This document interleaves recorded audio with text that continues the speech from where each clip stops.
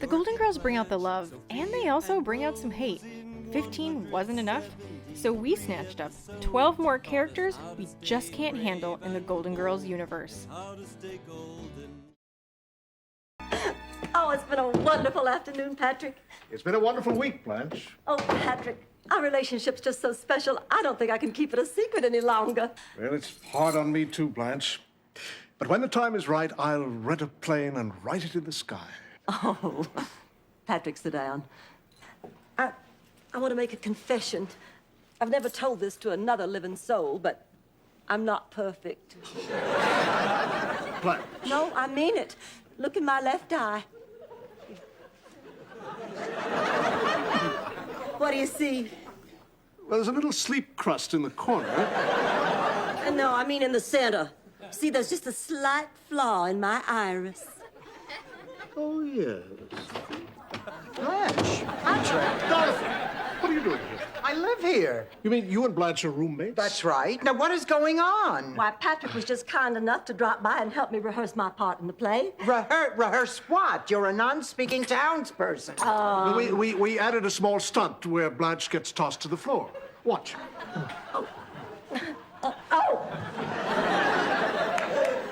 Well, I think I'm getting the hang of that, Patrick. I think I'll just go out in the backyard now and practice it on the lawn. Patrick, what is really going on here? I made up that flimsy excuse, hoping to run into you. Thank goodness it worked out. I've really missed you. Wait a minute. What do you think? I'm some kind of an idiot? I mean, you just said that you didn't even know Blanche and I were roommates. That's right, and she believed it. Oh, God, you're a wonderful actor. There's no acting involved when I'm around you, Dorothy. This past week has been incredible. Oh, let's tell everyone how we feel about each other. What are you doing here? Dorothy, what are you doing on the floor? I dropped a contact. You expect me to believe that you don't wear contacts? She dropped my contact. You see, I happened to run into Dorothy downtown, and I mentioned to her that I'd run out of contact solution. And she said that she had plenty of it here at the house because she doesn't wear them. So here we are. Oh, okay. Here it is. I found it. You found what? The lens, which I'm now going to rinse out in the solution that we have too much of. Thank goodness you're here. I made up that ridiculous explanation, hoping I'd run into you. So you live here too, huh? Yes. But why would you ask me if I live here if you've already... Kiss me, Rose. Go easy, Patrick. It's not a toy. Well, I have to go, but we're still on for tonight. Oh, you betcha. Same rendezvous as last night. 10:45. You'll pull your car up behind the theater and leave the trunk open. Goodbye. Oh, Patrick, you're leaving so soon? I'm afraid so. I'll see you tonight. At the theater. Yes, just at the theater. Well, I must take my leave. Don't leave your lens. Oh, my lens. Oh. I think maybe I'd better put it in now.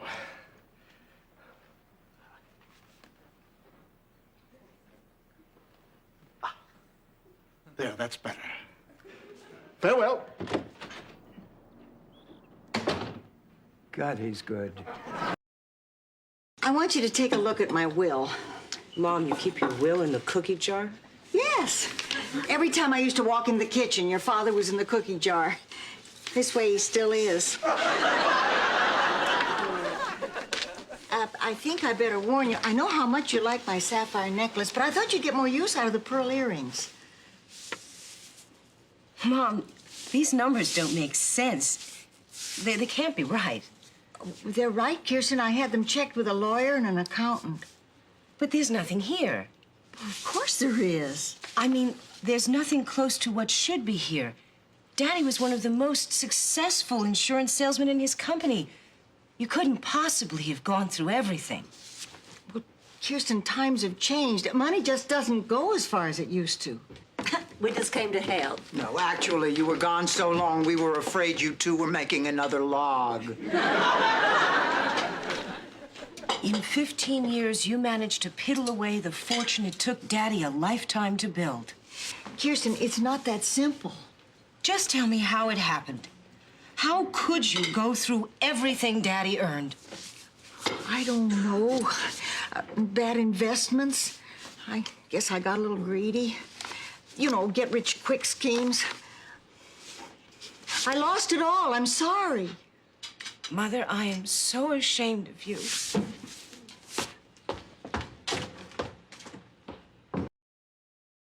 What would you like? Something smooth and sweet with a little kick to it. How about a slow gin fizz? Now, you're talking about the drink, and I'm talking about the bartender. Oh, Blanche, you feel all right? Feel a little flushed to me. I do? Yeah, let me check your pulse. Ooh, it's racing. You know what? So is mine. I beg your pardon? You are a very attractive woman, Blanche. I know. Very attractive. Now, wait a minute. What do you do? How dare you? What kind of a woman do you think I am? Come on, relax. Relax. Don't you tell me to relax. I am not accustomed to being manhandled. I thought you'd be flattered. Well, I'm not. Pardon my strong language, but you, sir, are no gentleman. Well, I'm sorry. Well, you ought to be. What about Dorothy? She happens to be my friend. There's no reason to bring Dorothy into this. Could you please get me a glass of water? Sure. Lily, you've been here a week now. You know where the kitchen is. Well, I figured the way I've been crashing into everything, you'd rather get it. Maybe you should get your drink of water yourself. I thought you said you'd look after me, Rose. Lily, if you can't even get yourself a drink of water, you're helpless. And that scares me. How do you think I feel? Well, I think you're scared too, but you won't admit that you need help. Professional help to get on with your life. Oh, I've given this a lot of thought, Lily, and I really think it's the best way. Rose, you're not coming back to Chicago with me, are you? No. How can you turn your back on your own sister? I'm not turning my back on you. I love you. I'm just trying to do what I think is best for you. What you think is best? What do you know about being blind? Oh, Lily, this is very painful for me. Please don't make it any harder than it already is. I'm sorry, Rose. I'm sorry. I promise I won't ever ask you for anything again. No, I'm not really a professor. What? And my name is not really Miles Weber. Well, then, what are you talking about, Miles? Rose, my real name is Nicholas Carbone. I was an accountant in Chicago. And my biggest client was the dead man we saw on the TV news bulletin this evening. The cheese man? That's right. But, Rose, you have to believe me. By the time I found out about it, I was too deeply involved. I was arrested, and the feds tried to pin everything on me. You mean, did they... Have you been to prison? Oh, no. I couldn't let that happen. Can you imagine what my life would have been like if the other inmates found out how much I love to dance? No, a DA offered me a deal. I turned state's evidence, which put my client, Mr. Moran, away for a long, long time. Do you understand what I'm saying? Yeah, you're a snitch. No, I'm not a snitch. I'm an informant. Oh, a snitch in a tie. The point is, it all would have been behind me, but he escaped. The government had to put me in the witness protection program. Gave me a new name, new job, whole new identity. I don't know what to say. I can't believe this story you're telling me. But you can believe the story about Henrik Felderstuhl, St. Olaf's half man, half grasshopper? Dorothy, I'm telling you, when he rubbed his legs together, you'd swear you were on a camping trip.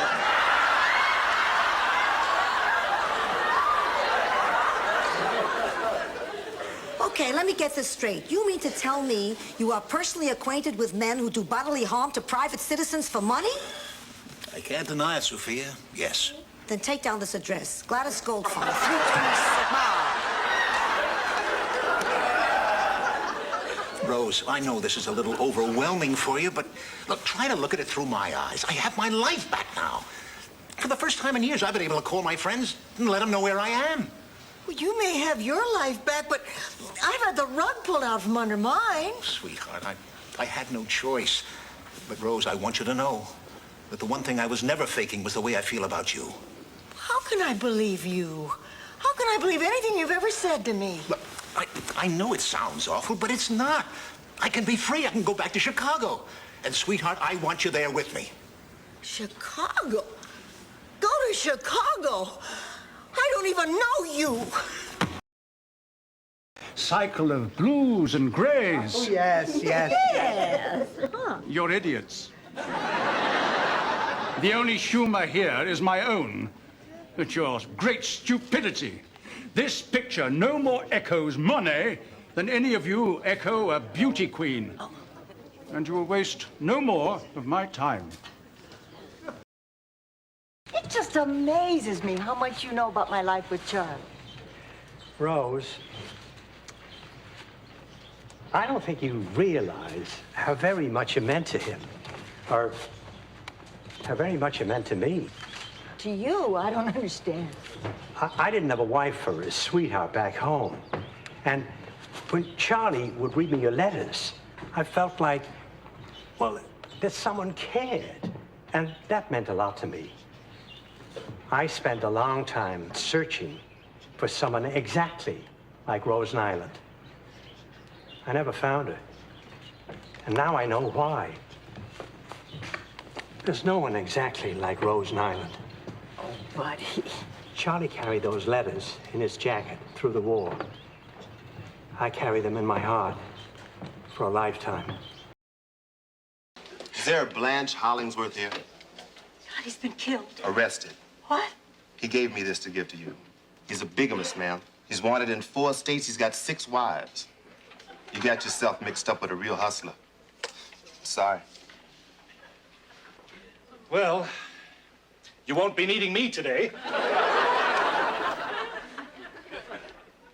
Blanche, do you want to read the note?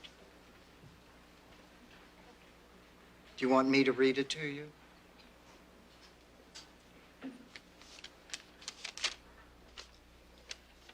Dear Blanche, I guess you know by now, I'm really sorry. The thing is, I really liked you. This time was different. You're a special lady. Maybe someday you'll write to me. Well, I am not going to let any bad news affect me today. I am in control of my fate. For once in her life, Dorothy Zbornak is the master of her own destiny. I am woman. Hear me roar.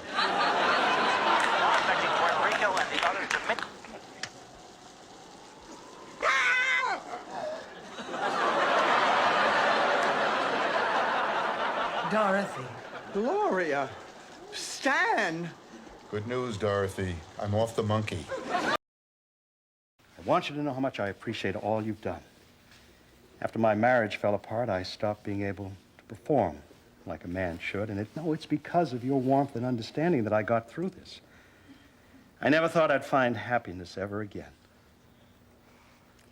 Some marriages don't work out, but some do. You're right, Rose. And that's why I think that I can still patch things up with her. What? Well, my wife never remarried after the divorce, and I never stopped loving her, Rose. I see. Now, Rose, I have to give this a shot. I really think I can make things work. Oh, I hope you can, Ernie. I know this is sudden, but it's something I really need to try. Oh, I understand. Really, I do. Oh. I'll never forget what you've done for me. You are the one who has never been here for the family. You. I have always been here for this family, and how dare you say otherwise? Everything you do is for Blanche. To tell you the truth, I am surprised that you even made it to the funeral at all. Maybe you would have been happier if I hadn't. Maybe not happier, but at least this family would be able to grieve for Big Daddy without wondering what is in it for Blanche. Oh, fine. Hey, you don't have a thing to worry about. You won't even have to think about Blanche. Because if you're going to be at that funeral, I refuse to go. Good afternoon. I'm here to respond to the media's speculation that I am having an affair with an unidentified woman. I have been the subject of many scurrilous, slanderous, and downright malicious rumors in my political career. But this rumor is the worst kind of rumor. This is a true rumor. It actually happened, just like you said. Well, not with me, it didn't. Mr. Kessler, who was the woman? Well, I can't reveal her identity under any circumstances. Independent sources have already identified the woman as Blanche Devereaux. Oh, please, what sources?